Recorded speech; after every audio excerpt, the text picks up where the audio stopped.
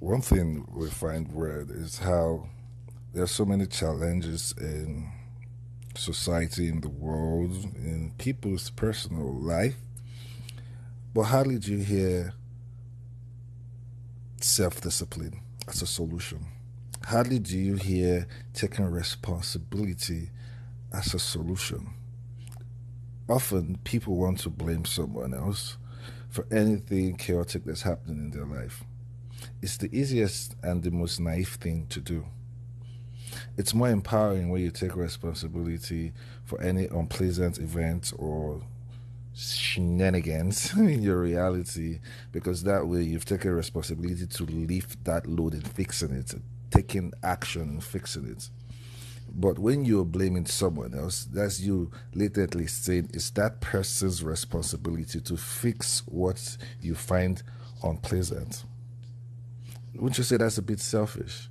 Because you're the one having an unpleasant reaction because of someone else's action that they may be pleased or unpleased with.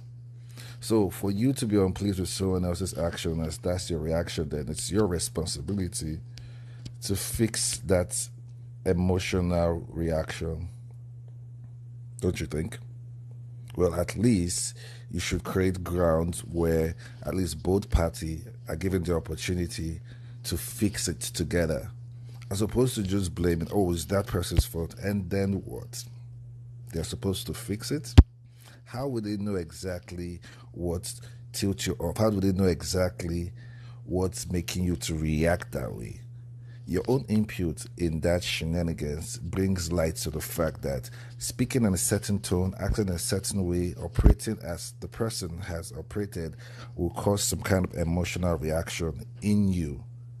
Thus, that emotional reaction is only something you know because only you have experienced it. So, your information is highly important in fixing that chaotic shenanigans.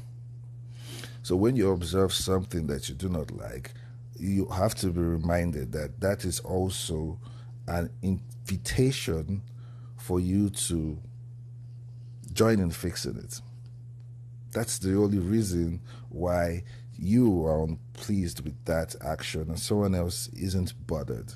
Those who aren't bothered don't have the resource required in troubleshooting that chaotic shenanigans. So why don't we all learn to start seeing anything irritating or uncomfortable or unpleasant as a cue for us to do something about it in solving it? Hmm? Because things will only get more crazy the more everyone spends their time playing blame game. Because the problem is not the people, it's not even the people causing the problem. The problem is mental. If there are more people who are not thinking straight, you bet that the world is not going to be in an upright direction. The world is upside down because people, the mindset of the majority is upside down. Until everyone discovers the power of self discipline, the power that comes by taking responsibility, who's to say anything is ever going to change? All the wars that's been fought in the past was due to conflicting ideologies. But even the villains, even the bad guy, they have this objective great outcome that they're expecting will be the result of their action, no matter how in order or chaotic that their action is. The villain is trying to fix something to help the world. Those who claim are heroes are trying to save people from ending with the world. So each position is valid, but it's not solving the problem. And the problem is not like the what we call society or the system is a self-autonomous, sentient algorithm or robot. The system is a combination of everyone, literally. So whatever action that you're taking in support of the old world, you are keeping that reality stationary. Whatever action you take in investing towards the new world, that is you creating a new reality. With so many people would rather keep recycling the things they have been always been doing, yet they're expecting that to result into a whole new world. But that's not going to be the case. And right now, there are lots of us who are expecting this new world creation where everyone is more kind, more loving, more intelligent, and the way that is going to come out, the shape of it, is not going to come out through war, because war is testing your temperament, isn't it? How quickly will you get irritated before you start becoming violent? And like we said in one of our songs, violence doesn't solve violence. So how else can humans come together to find a creative, co-creative solution for the challenges that everyone is faced with without fixing the mind?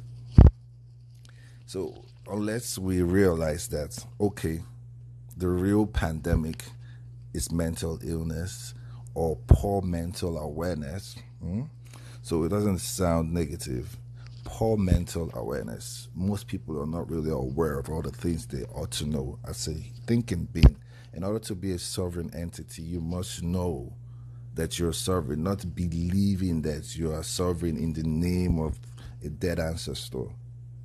In order to be a sovereign entity, that means you take responsibility of what you choose to believe in.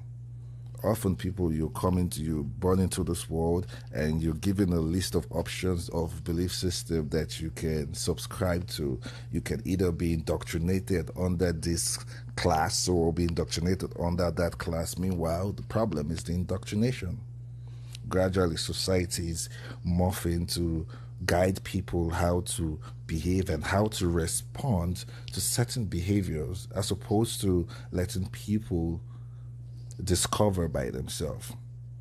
And in that discovery, that is where expansion starts from, because now you're learning something new and it's making new neurological synapse connection in your mind. So you're getting new perspective, which is then allowing your biology to perform in a new way, as opposed to recycling everything that you have been doing for over 10 years or 100 years. Nothing is going to change. In fact, your body is going to acclimate and adapt to that system, that pattern, and it will reinforce it over and over again, because your body is built that way. In order to really change, you have to literally stop everything you've been doing all your life and try to do something you haven't done before. You do that frequently, you start rewiring your neurological pathways, and then your brain will start functioning differently. There are over billions of people on this planet that don't know what it's like to live their life without the concept of a God. Most people don't know what it's like to live their life without the awareness of some sovereign entity or God or religion. Do you know what the byproduct of that is? And will you be willing to attempt it? Some believe the moment they remove God from their mental faculty, they become evil. But one thing that we can all agree on is that the concept of God has always existed. All through the years, humans have been evil, fighting. In fact, it's been the center of it, the common denominator. People do wicked things in the name of God. And what is God? An imaginary friend, isn't it? It's not an imaginary enemy, because that's the devil's position. Isn't it funny how humans have created this dual reality, and they've placed judgment on anyone on any side of that dual reality? So it doesn't matter if you're serving God, you can still be evil, just like those serving the devil. But many of all these things are just concepts or misinterpretation of fear and love. Like, if we try to simplify all these concepts, you realize that the core issue is that most people are not thinking about things appropriately. Most don't even think. They're just reacting based on the programs that have been installed in their belief system. If someone acts this way, this is what you have to do. As opposed to if someone acts this way, think about it and then respond with love.